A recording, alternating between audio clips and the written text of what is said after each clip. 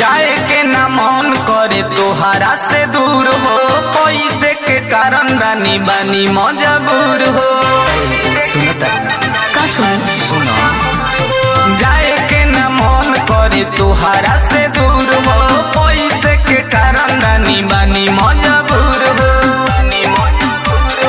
नहीं जे कमाईब तो कहाँ से खियाईब, करब याद तोहे हरदम।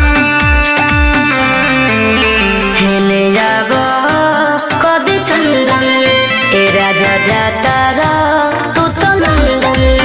हेले जाबो कदी चंदन ए पिया जाता रा तू तो लंदन।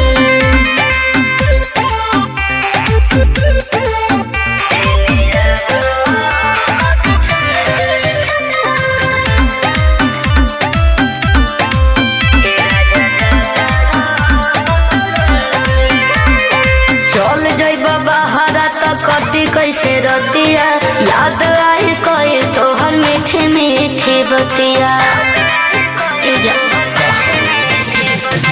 इहे मजबूरी धनी हम के सतावता, कथी करे कुछो अब समझे न आवता। बतिया के मानो नहीं जिद तू कर, करब फोन तोहे हरदम। हेले जाबो कदी चंदन ए राजा जाता रा